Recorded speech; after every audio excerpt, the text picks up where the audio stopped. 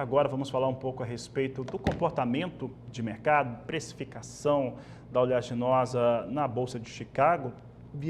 Estamos vendo um novo patamar de negociações que está ali próximo a 12 dólares, tem dificuldade de manter esse piso, mas está ali rondando essa área. Semana passada nós chegamos a ver até um volume expressivo de negócios aqui no Brasil, que se aproximou a 4 milhões de toneladas.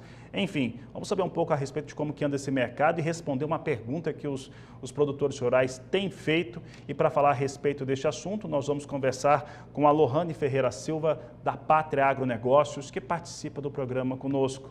Lohane, obrigado pela sua participação aqui no Agricultura BR. Nós temos visto um comportamento para a soja que é melhor, né, mais apropriado talvez para esse produtor rural brasileiro e que já viu a soja ceder muito e agora está com expectativas, inclusive, de soja ter preços mais firmes no mercado interno brasileiro. Entretanto, o Brasil ainda está colhendo e nós vamos ter uma finalização de colheita. Qual que é a tendência neste momento para a precificação no Brasil, Lohane? Boa tarde, seja bem-vinda. Boa tarde, Fabiano. Agradeço imensamente pelo convite. Então, agora a gente teve patamares bem baixistas, né, no início do ano, e o produtor ficou muito preocupado com isso. Só que agora a gente começa a ter um patamar um pouco melhor. A gente viu nos portos uma soja chegando a R$ 115 nos portos do sul, né? E agora a gente já tem uma soja sendo precificada a 125 até R$ 127. Então isso tem melhorado muito, tem chamado a atenção do produtor.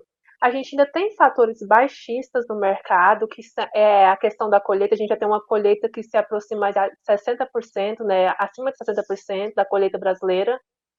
E isso acaba pesando um pouco no mercado, limitando esses ganhos em Chicago, como você mesmo já falou anteriormente. Chicago ele chegou ali a operar abaixo dos 11 dólares e 40 centos por bushel. Agora ele encontrou um suporte melhor e fica entre os 12 dólares e um pouco abaixo disso. Só que mesmo com essa queda em Chicago, os preços aqui no Brasil têm se mantido estáveis. A gente tem tido um suporte muito importante da demanda, principalmente demanda chinesa, que começa a voltar o seu olhar para o Brasil, né, a fim de melhorar a sua cobertura de compras agora a partir de abril, e isso tem sido muito importante. Os preços têm melhorado bastante, e a nossa expectativa é que agora, a partir de abril e início de maio, esses preços fiquem melhores. Porque com a entrada agora da colheita, a gente também tem muitos produtores que têm compromissos financeiros a serem cumpridos agora no dia 30 de março, 30 de abril.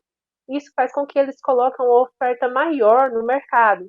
Isso acaba pressionando um pouco os preços, mas os preços têm se mantido sim estáveis, e a tendência é que daqui para frente eles ficam um pouco mais lateralizados, mas a partir de abril, depois que passar esses compromissos financeiros, os preços melhorem um pouco. Lohane, tem um esforço de associações, até de instituições financeiras, em fazer com que esses vencimentos de abril, de alguma forma, do produtor rural sejam repactuados. Né? Isso tem acontecido no Mato Grosso, também no Mato Grosso do Sul, creio em Goiás também tem algumas iniciativas que envolvem, inclusive, o Banco do Brasil, ainda que não tenha ainda uma postura oficial do Ministério da Agricultura. Isso sendo feito pode contribuir para que essa oferta de volume maior de soja, agora entre o final de março e o mês de abril, fique um pouco menor e com isso influencie menos a precificação no mercado interno? Sim, a gente tem visto, né, tanto no Mato Grosso, em Goiás também, algumas iniciativas para fazer essa mudança. E sim, isso pode acabar impactando um pouco na precificação, porque o produtor precisa cumprir com seus compromissos financeiros, né? Então ele acaba optando por vender a sua soja para conseguir cumprir com isso. Então, se a gente tiver uma mudança, realmente isso vai se impactar um pouco nos preços. Tá certo, Lohane. Lohane, nós estamos acompanhando alguns sinais, né, que o mercado vem apontando, né, inclusive com esse destravamento que a soja teve na semana passada, quando ela veio para 12 dólares, ou próximo a 12 dólares, com um prêmio melhor sendo pago nos portos brasileiros. E boa parte desses números baixos, inclusive uma soja abaixo de 11,40 em Chicago, que você citou, foi ou teve entre as causas, foram os levantamentos, os relatórios que apontam uma safra brasileira ainda muito próxima do potencial inicial. Isso falando especificamente do Departamento de Agricultura dos Estados Unidos, mas também a Conab durante um bom período, só no seu 5º e 6º levantamento, que ela trouxe correções um pouco mais dentro daquilo que se vê no campo. Esses relatórios, eles foram um dos motivos desse preço baixo. A crise existiria se nós tivéssemos relatórios com atualizações quando há queda na produtividade atualizada de uma forma um pouco mais eficiente, um pouco mais rápida, Lohane, no seu entendimento? Então, esses relatórios contribuíram muito para isso, especialmente o Departamento de Agricultura dos Estados Unidos, conhecido também como USDA. A CBOT, ela precifica a soja mundial, então ela vai olhar muito para esse relatório, porque ele é o relatório que todo o mercado olha para ele. Ele é como se ele comandasse tudo sobre os preços. Então, quando ele traz um número de uma safra, número de produção da safra brasileira que não condiz com a realidade dos produtores, Chicago olha para isso e fala: a gente não vai ter uma falta de oferta, a gente não vai ter uma quebra de produção. Então, isso acabou impactando. Se tivéssemos, igual a gente teve esse relatório em janeiro, que não trouxe o corte que esperávamos, se em fevereiro eles trouxessem um corte mais próximo da realidade, teríamos sim um pouco de crise, até que os preços conseguissem voltar para patamares melhores, só que isso seria de forma mais rápida. A gente já está entrando na segunda quinzena agora de março e os preços não conseguem sustentar. E grande parte disso é por conta desses relatórios.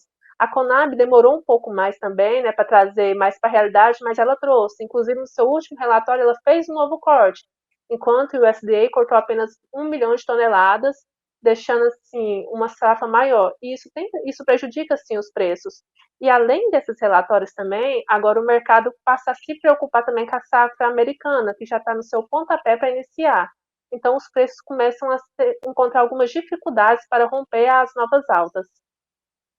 Lohane, a safra americana, ela significa também um período de especulações em torno de área ocupada, que vai ser maior, pelo que está sendo dito pelos produtores norte-americanos e pelo próprio departamento. Parece que a soja está dando menos prejuízo para o produtor norte-americano, que também vem num cenário ruim, claro que comparado com o milho. Mas nós temos aí um período de especulações quando essa safra norte-americana começar a ganhar campo e ser produzida. Você acredita que essas especulações com soja, especificamente nos Estados Unidos, elas devem trazer um cenário mais baixista ou mais altista? Porque no final do ano é bem possível que se tenha um cenário melhor para a soja brasileira. Ou qual é o seu entendimento sobre esse assunto? Então, o mercado ele é muito reativo, ele olha muito para as especulações, vive de euforia. Então, agora a grande preocupação para a safra norte-americana é a questão climática. A gente teve o monitor de seca dos Estados Unidos, que a cada semana a sua nova atualização traz uma área maior de área que é destinada à soja com seca.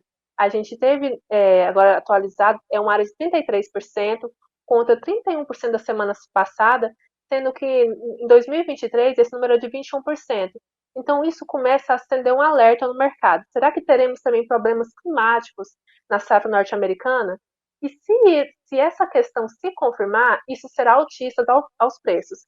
Agora, ao final desse mês, a gente tem um novo relatório, que vai trazer ali a intenção de plantio dos produtores, que são dados que eles vão diretamente aos produtores e fazem uma média de qual a porcentagem de que vai ser plantado. O quanto de soja, o quanto vai ser plantado de milho. E é claro que o mercado vai reagir a isso. Se vier um número acima do esperado, ele vai ser baixista ao mercado. Só que o foco agora realmente são as questões climáticas. Porque a depender, se a gente tivesse sim um problema com chuva, como os monitores vêm apontando uma seca recentemente, isso vai ser altista aos preços.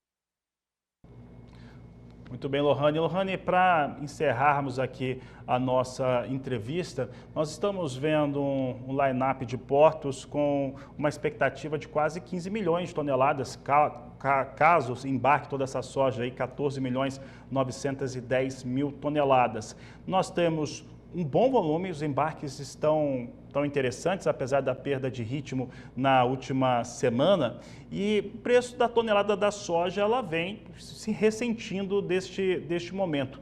Quando a gente fala de oferta e demanda, principalmente China, até o final do ano de 2024, dá para dizer que com a quebra na safra brasileira, o mercado está equilibrado entre um fator e outro? Sim, nesse momento a gente tem sim um mercado equilibrado, porque a gente tem a China que voltou do seu feriado agora em fevereiro, né, tendo que fazer a sua cobertura para abril e meses adiante, e com os produtores tendo que cumprir seus compromissos, então a gente conseguiu ter um equilíbrio entre a oferta e a demanda. E essa demanda ela tem sido um ponto muito importante para sustentar os preços aqui no Brasil. Então a gente tem um equilíbrio agora, só que daqui para frente a gente tem que ficar muito atento a isso, porque apesar dessas vendas, a gente tem tido muitos relatos de algumas empresas que têm encontrado dificuldade de originar. E isso também tem sido suporte aos preços.